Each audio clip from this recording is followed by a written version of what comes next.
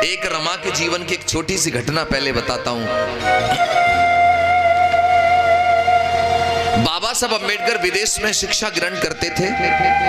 रमा घर में रहकर के बच्चों का पालन पोषण करती थी। तो एक बार का जिक्र, बाबा साहब विदेश से लौट करके इंडिया भारत वापस आ रहे थे। तो रमा को पता लग गया था पहले से मेरे पति आ रहे हैं। तो भारत में आते ही उनके लिए एक बड़ा मंच बनाया गया। उस मंच पर बाबा साहब का सम्मान होना था।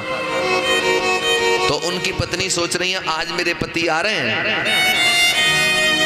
तो घर के सारे काम जल्दी से निपटा लूं, खत्म कर लूं।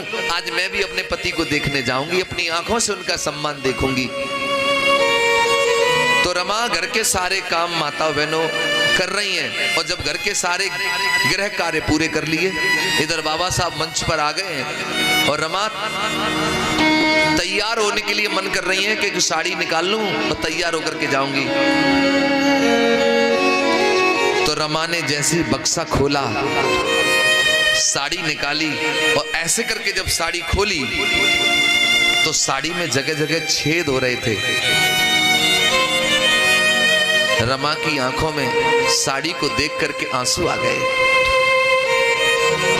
रमा सोचने लगी मेरे पति का मंच पे सम्मान होगा और ये फटी हुई साड़ी में पहन कर जाऊंगी तो मेरे पति की बेइज्जती ना होगी। लेकिन मेरे पास तो एक अच्छी साड़ी नहीं है पहनने के लिए, अब मैं क्या पहन के जाऊं? और मुझे पति का सम्मान देखना ही है। तब रमा को याद आया कि साहू जी महाराज ने एक बार मेरे पति को सर पे वो फेंटा बोलते हैं पगड़ी, वो बांधी थी। अगर साड़ी नहीं है तो क्या मैं उसी को साड़ी की तरह पहन करके चली जाऊंगी? तो रमा ने वही फेंटा निकाला, वो पगड़ी निकाली और साड़ी की तरह उसको लपेट लिया माताओं बहनों। और लपेटने के बाद वो बाबा साहब अम्बेडकर का अपने पति का सम्मान देखने के लिए गई। मंच बना था, काफी भीड़ थी। तो पत्नी कोई होगी तो पहली लाइन में ही तो बैठेगी, लेकिन रमा पहली लाइन में नहीं बैठी, पीछे भी नहीं बैठी रमा। वो पेड़ है ना, पेड़ के पीछे रमा जाकर के दूर से जाके छिप गई और वहीं से अपने पति को देख करके खुश होने लगी। बाबा साहब का मंच पे सम्मान हो रहा है। बाबा साहब जब मंच में अपना भाषण दे रहे हैं तो बाबा साहब की आंखों ने अपनी पत्नी रमा को देख लिया। जब रमा को देख लिया तो बाबा साहब मंच से नीचे उतर के गए, जाकर के पास में पहुंचे तो देखा ऊपर से नीचे रमा के तन पे तो एक साड़ी नहीं है। रमा वो पगड़ी को, कपड़े को लपेट करके आई है। बाबा साहब ने अपनी पत्नी के हाथ अपने हाथों में ले लिए, कहने लगी बाबा साहब रमा मुझे माफ कर देना, मैं तुम्हारा बड़ा अभागा पति हूं जो तुम्हें एक अच्छी सी साड़ी नहीं पहना पाया। रमा ने तभी क्या किया, एक उंगली साहब के ओठों पे रख दी, बोली साहब सब कुछ कहना लेकिन ये मत कहना कि आप मुझे एक अच्छी साड़ी नहीं पहना पाए। रमा कहने लगी साहब अगर आज मैं आपसे कुछ मांगू तो क्या मुझे दोगे? बाबा साहब कहने लगे अरे रमा वैसे भी तूने मुझसे अब तक मांगा ही क्या है, मांगो रमा, क्या मांगना चाहती हो मांगो, आज जो तुम मांगोगी मैं वो तुम्हें दूंगा। बाबा साहब सोच रहे थे रमा कोई गहना मांगेगी, अच्छी साड़ी मांगेगी, ऐसा कुछ मांगेगी। तब रमा ने कहा साहब यदि आप मुझे कुछ देना चाहते हो तो मैं केवल इतना मांगना चाहती हूं कि रमा एक सुंदर साड़ी पहने न पहने, दुनिया में भारत में ऐसा काम करके जाना मेरे साहब जी कि रमा एक अच्छी साड़ी पहने न पहने, लेकिन भारत में रहने वाली हर महिला, हर औरत, हर रमा एक सुंदर साड़ी पहने, बस इतना सा काम करके तुम चले जाना।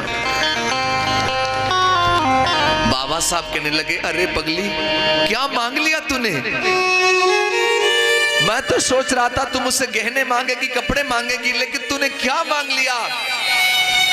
माताओं बहनों मैं तुम्हें यह कहना चाहता हूं कि आज तुम्हारे तन पर जो सुंदर साड़ी दिखाई दे रही है ये तब तुम्हारे तन पर एक सुंदर साड़ी है क्योंकि रमा ने कभी अच्छी साड़ियां नहीं पहन पाई, लेकिन बाबा साहब तुम्हें अच्छी साड़ियां पहनने का मौका दे गए।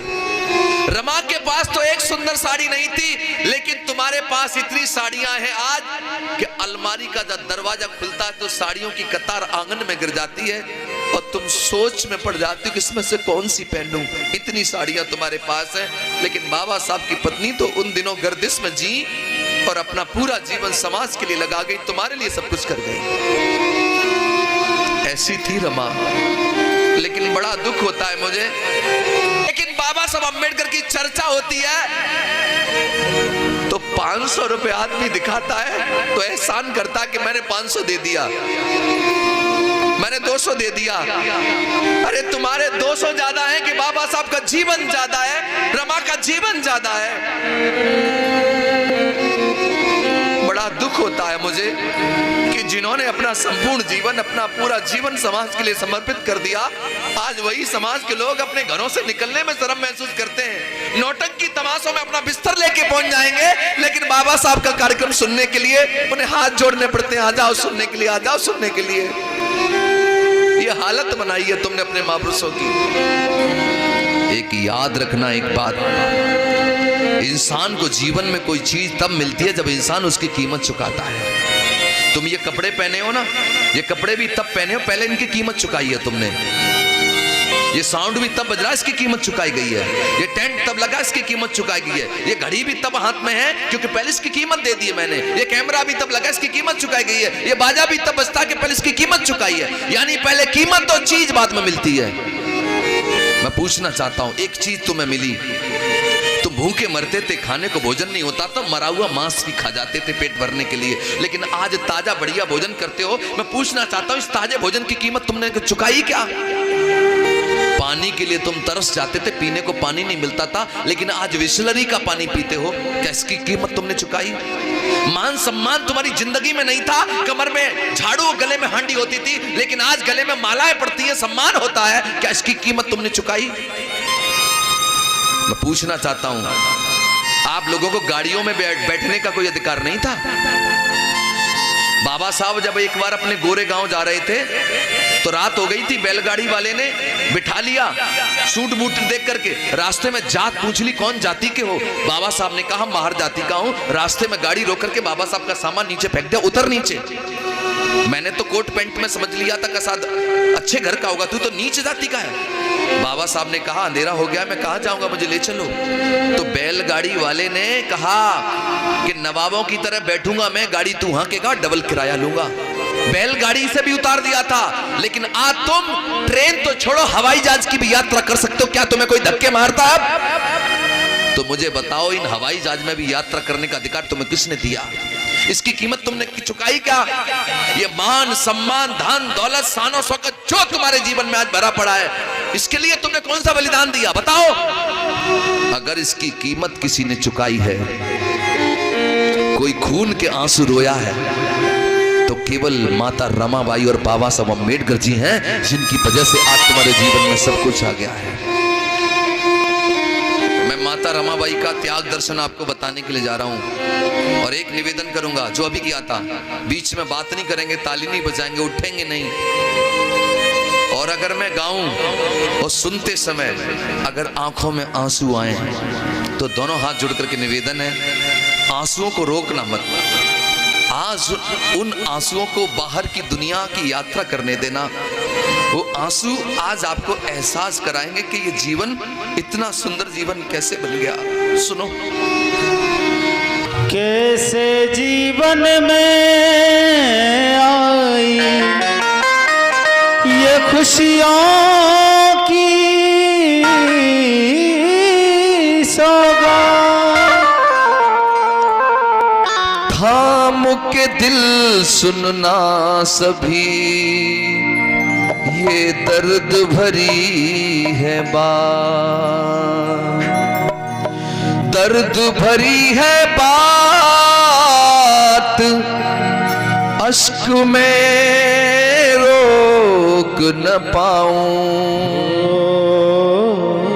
रमाबाई का त्याग आज मैं तुम्हें सुनाऊं।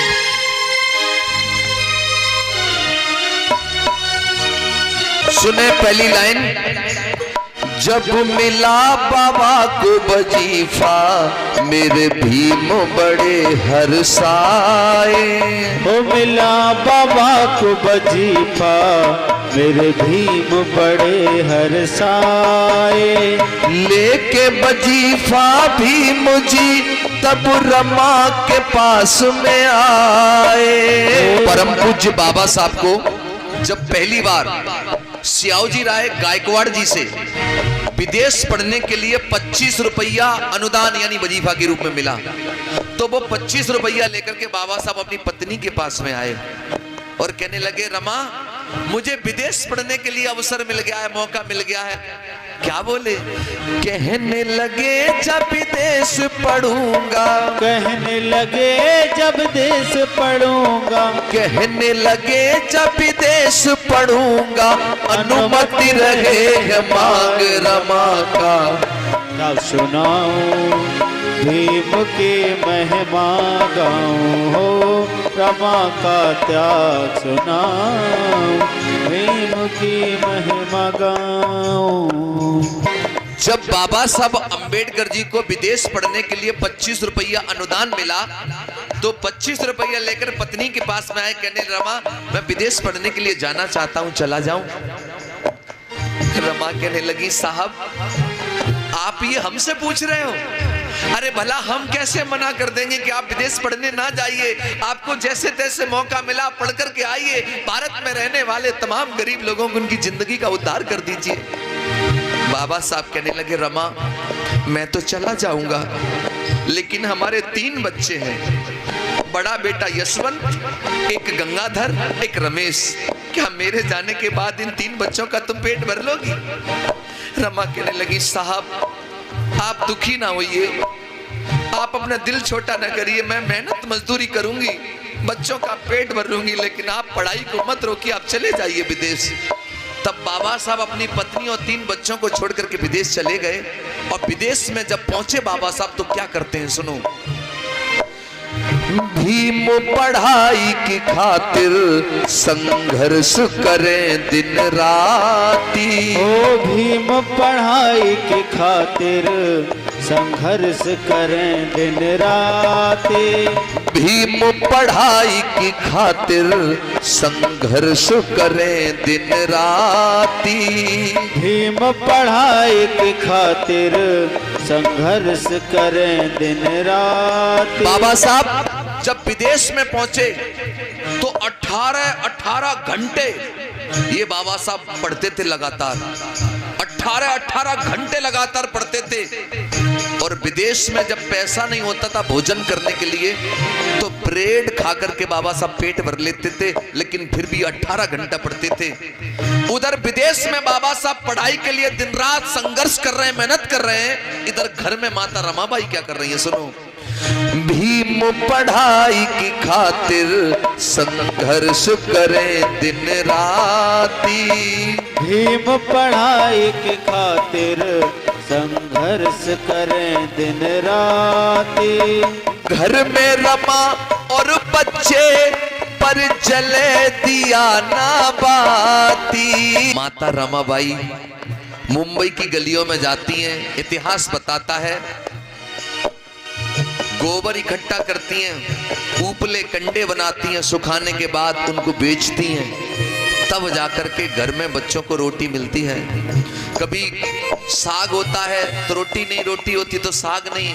गर्दिश के मुसीबत के दिन, उन्हीं दिनों रमा के 2 बच्चे गंगाधर और रमेश बारी बारी करके बीमार हुए।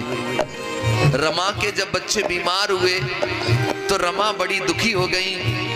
रमा वैद्यों के पास जाती हैं इलाज करवाने के लिए, कहती हैं, वैद्य जी मेरे बच्चे बहुत बीमार हैं, मेरे बच्चों का इलाज कर दो वरना मेरे बच्चे मर जाएंगे। तो वैद्य कहता है, तेरे पास पैसे हैं? तो रमा कहती है, मेरे पति परदेश गए हैं, जब लौट करके आएंगे तो पाई पाई चुका दूंगी, मेरे बच्चों का इलाज कर दो।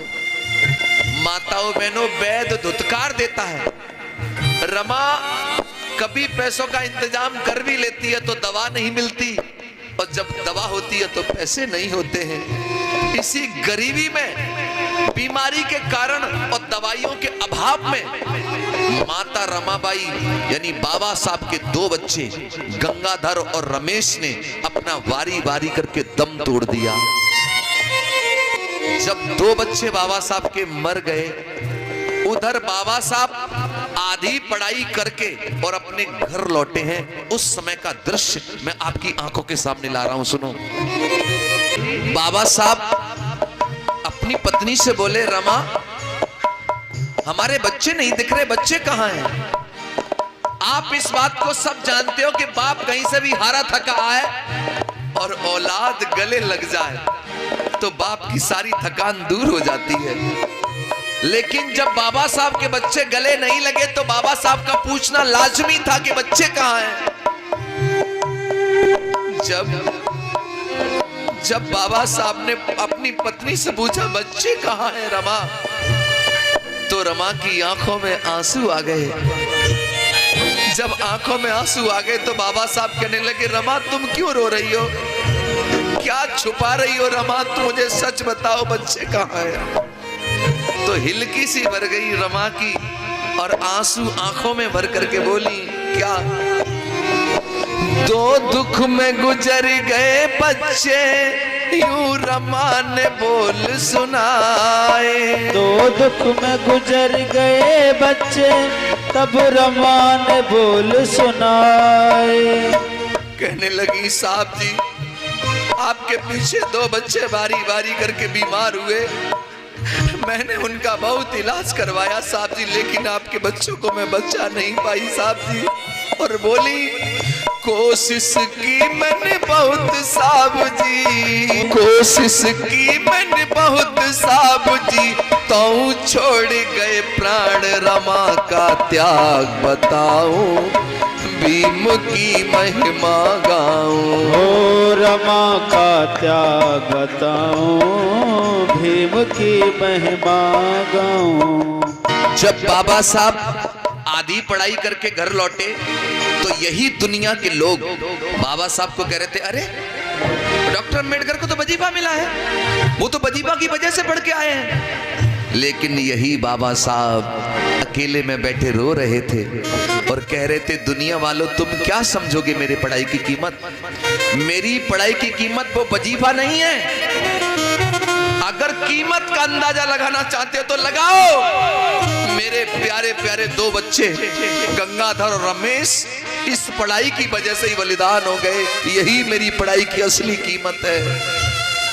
आप सब लोग इस बात को जानते हो कि अगर घर में कोई मर जाए तो कोई आदमी साथ में मर नहीं जाता, जिंदगी जीता है। तो बाबा साहब भी जीने लगे और धीरे धीरे करके वक्त ने करवट लिया।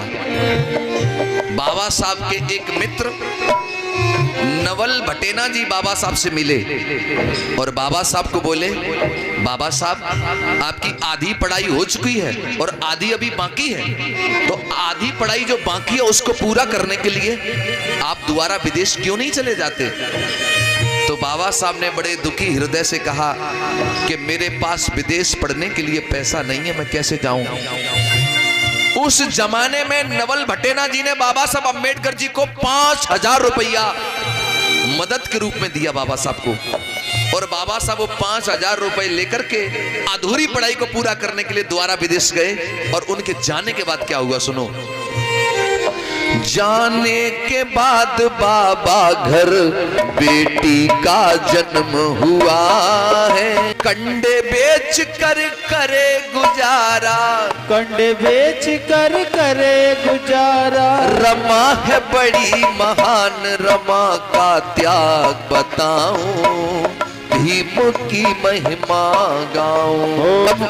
बाबा साहब दोबारा विदेश गए, तब उन दिनों रमा की कोख से एक बेटी ने जन्म लिया। तो बाबा साहब को पता लगा घर में बेटी आई है, तो बाबा साहब ने अपनी बेटी का नाम रखा इंदू। क्या नाम रखा? इंदू नाम रखा। रमा मेहनत मजदूरी करके परिवार चला रही हैं।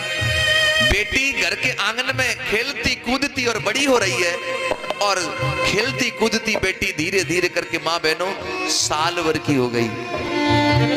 साल भर की बेटी घर के आंगन में फूल की तरह खिलती है। रमा पूरा दिन बेटी को देख देख करके गुजार लेती है, लेकिन बड़े दुख के साथ मुझे बताना पड़ रहा है, वो साल भर की बेटी धीरे धीरे करके वो भी बीमार हो गई। जब रमा की बेटी इंदु बीमार हो गई तो माता रमाबाई बड़ी दुखी हो गई। क्यों दुखी हो गई? कि उनके दो बेटे तो पहले से ही बीमारी से जा चुके थे, अब कहीं बेटी ना चली जाए। तो रमा मेहनत मजदूरी करके और पैसे इकट्ठा करने लगी ताकि बेटी का इलाज करवा पाए।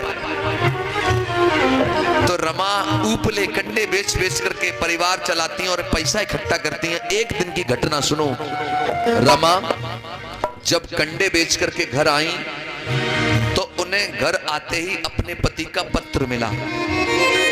तो एक पड़ोसी को बुलवाया, भैया ये मेरा पत्र आया है, मेरे साहब का जरा पढ़ो इसे क्या आया है इसमें। वो पत्र फाड़ करके पढ़ा, घर में बीमार बेटी है। एक व्यक्ति पत्र पढ़ रहा, रमा सुन रही है, क्या लिखा है? हे रमा, मैं विदेश में हूं और मैं ठीक से रह रहा हूं, उम्मीद करता हूं कि तुम भी अच्छे से घर पे होंगी, लेकिन रमा एक बहुत बड़ी समस्या आ गई है। मैं जो 5,000 रुपए लेकर के आया था वो धीरे धीरे करके मेरी पढ़ाई में खर्च हो गए हैं, और मेरे पढ़ाई के लिए मुझे पैसों की जरूरत है। रमा मैं विदेश में हूं, मैं किसी से मांग नहीं सकता, अगर हो सके तो कुछ पैसों का इंतजाम करके रमा भेज दो, वरना मेरी पढ़ाई मेरी सारी मेहनत बेकार चली जाएगी। जब रमा के आंखों के सामने पत्र पढ़ा जा रहा था और शब्द कानों को छू रहे थे, रमा की आंखों से आंसू गिर रहे थे। एक झलक रमा अपनी बीमार बेटी पे डालती है और एक नजर माता रमाबाई पत्र पर डालती हैं। आंखों में आंसू भर भर के माता रमाबाई रोने लगी। और रोने लगी, क्यों रोने लगी माता रमाई? इसलिए क्योंकि रमा ने मेहनत मजदूरी करके थोड़े से पैसे इकट्ठे किए हैं। रमा सोच रही हैं इन पैसों से पहले बेटी का इलाज करवाऊं कि इन पैसों को पति की पढ़ाई के लिए भेज दूं। अगर ये पैसे मैंने बेटी के इलाज में लगा दिए तो मेरे पति की पढ़ाई रुक जाएगी, और यदि ये पैसे मैंने पति की पढ़ाई के लिए भेज दिए और मेरी बेटी का इलाज नहीं हुआ तो मेरी बीमार बेटी मर जाएगी। अब कोई तो बताए मुझे, मैं क्या करूं? मैं पहले अपनी बेटी बचाऊं कि पति की पढ़ाई कराऊं? कोई तो बताओ मुझे। मैं पूछना चाहता हूं, अगर ये घड़ी तुम्हारी आंखों के सामने आ जाए तो क्या करेगी कोई मां? हर मां पहले अपनी बेटी ही बचाएगी, लेकिन रमा ने ऐसा नहीं किया। रमा ने सारे पैसे इकट्ठे किए और पति को भेजने का मन बना लिया। क्यों? रमा जानती थी कि यदि आज मेरी बेटी का इलाज नहीं हुआ तो एक बेटी मरेगी आज मेरी, और यदि मेरे साहब की पढ़ाई रुक गई तो भारत में कितनी बेटियां मर जाएंगी, फिर इसका कोई अंदाजा नहीं लगा पाएगा। तो एक बेटी मरे तो मर जाए, मैं एक बेटी के पीछे तमाम करोड़ों बेटियों को बलिदान नहीं कर सकती।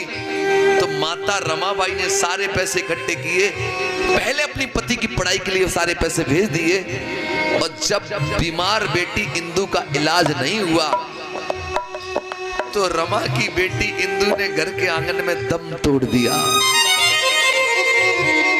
जब बेटी ने दम तोड़ दिया तो रमा चीख करके अपनी बेटी को गोदी में लेकर के रोने लगी, तड़पने लगी। रमा, तब मेरा समाज के लोगों से कहना है, रमा चाहती तो बचा लेती अपनी बेटी को, लेकिन रमा चाहती थी कि साहब पढ़ करके आएंगे तो भारत में तमाम बेटियों बेटियों को अच्छी जिंदगी जीने का मौका देंगे, इसलिए इन्होंने अपनी बेटी को बलिदान कर दिया और आपकी बेटियों को बचा लिया। तब मेरा कहना है, आज बाबा साहब की बेटी तो दुनिया में नहीं रही, लेकिन बाबा साहब अपनी पढ़ाई को पूरा करके जब भारत लौट करके आए, घर आए, तो क्या हुआ, बाबा साहब जब पढ़ाई पूरी करके घर लौटे तो उन्हें बेटी नहीं मिली घर में। बहुत दुख हुआ बाबा साहब को, लेकिन आते ही बाबा साहब को नौकरी मिली। तो रमा सोच रही थी, मेरे पति आएंगे, नौकरी करेंगे, अच्छी साड़ी मिलेगी पहनने को, अच्छा भोजन मिलेगा खाने को, मैं अपने 3 बच्चों का दुख भूल जाऊंगी। बाबा साहब अम्बेडकर नौकरी के लिए गए, गुजरात के वडोदरा में बाबा साहब नौकरी के लिए गए। बाबा साहब ने मात्र 10 दिन नौकरी की। पहले तो बाबा साहब को किराए का कमरा नहीं मिला जाति की वजह से, तो पारसियों की धर्मशाला में बाबा साहब रुके। जब ऑफिस जाते थे बाबा साहब ड्यूटी के लिए, तो बाबा साहब के कुर्सी मेज कोने में पटक दिए जाते थे। बाबा साहब जब ऑफिस से बाहर आते थे तो पूरी ऑफिस को गौमूत्र से धुलवाया जाता था। अगर चपरासी फाइल लेकर के आता भी था तो दरवाजे के अंदर नहीं जाता था, फेंक करके फाइल देता था। बाबा साहब फाइल को पढ़ते, सिग्नेचर करते, वो भी फेंक के देते, लेकिन वो हाथ नहीं लगाता, पहले गौमूत्र छिड़क के शुद्ध करता, तब फाइल को शुद्ध करके हाथ लगाता। बाबा साहब जो ऑफिस से बाहर जाते तो पूरी ऑफिस को धुलवाया जाता था गौमूत्र से। 10 दिन गुजारे बाबा साहब ने ऐसे, और 11वें दिन लोगों को पता लगा कि डॉक्टर अंबेडकर धर्मशाला में रुकते हैं। तो कुछ लोग लाठी डंडे लेकर के आए और बाबा साहब का सामान रात में ही उठा के फेंक दिया। अरे डॉक्टर अंबेडकर, तुमने धर्मशाला को अपवित्र कर दिया, तुमने इसको दूषित कर दिया। बाबा साहब ने कहा, मुझे आज की रात रुक जाने दो, मैं कल दूसरी जगह अपना सामान शिफ्ट कर लूंगा, लेकिन आज रुक जाने दो मुझे। उन्होंने एक नहीं मानी, बाबा साहब का सामान फेंक दिया। उसी रात बाबा साहब अम्बेडकर ने कसम उठाई कि आज के बाद मैं जिंदगी में कभी नौकरी नहीं करूंगा। मैं जब गवर्नमेंट एम्प्लॉई अधिकारी हूं, तब ये लोग मेरे साथ ऐसा व्यवहार करते हैं जातिवाद का, तो मेरी समाज के साथ क्या क्या करेंगे ये लोग। बाबा साहब ने कहा, आज के बाद मैं अपना पूरा जीवन अपनी समाज के उद्धार के लिए, कल्याण के लिए लगाऊंगा। अगर मैं अपनी समाज को गुलामी की जंजीरों से आजाद नहीं करवा पाया तो मैं खुद अपने आप को गोली मार करके हत्या कर लूंगा। ये बाबा साहब ने तुम्हारे लिए संकल्प ले लिया। जब उनकी पत्नी को पता लगा कि बाबा साहब नौकरी नहीं करेंगे तो क्या हुआ, जब बाबा साहब ने मना कर दिया मैं नौकरी नहीं करूंगा, समाज सेवा करूंगा, तो उनकी पत्नी ने अपने आप को समझा लिया, साहब जैसी तुम्हारी इच्छा। अब बाबा साहब जब नौकरी नहीं किए तो परिवार बाबा साहब को चलाना था, रोजी रोटी के लिए जरूरत थी पैसों की, तो क्या किया बाबा साहब ने, सुनो। जब वकालत करने लगे, कोर्ट में जाने लगे, तो पूरा दिन माताओं बहनों बैठे रहते थे अपने बस्ते पर, कोई भी दुजायती केस लेकर के नहीं आता था। 1-1 रुपए के लिए बाबा साहब मोहताज हो गए। परिवार कैसे चले? उन्हीं गरीबी के दिनों में, गर्दिश के दिनों में माता रमाबाई की कोख से एक बेटे ने जन्म लिया। एक बेटे ने जन्म लिया तो बाबा साहब के घर में जब बेटा आया तो बाबा साहब ने अपने बेटे का नाम रखा राजरतन। क्या रखा? राजरतन। इतना प्यारा बेटा था बाबा साहब का राजरतन। गोदी में लेकर के बाबा साहब अपने बेटे को लाड़ करते थे, प्यार करते थे, अपनी पत्नी को कहते थे, सुनो रमा, ये मेरा बेटा राजरतन देश की गद्दी पर राज करेगा। तो रमा बड़ी खुश हो जाती थी। होनहार प्यारा बेटा, सबसे प्रिय बेटा था बाबा साहब का। और बाबा साहब अपनी किताब में खुद लिखते हैं, बाबा साहब का बेटा राजरतन 10 महीने का हो गया। बड़े दुख भरी कहानी है, बड़े दर्द भरी घटना है।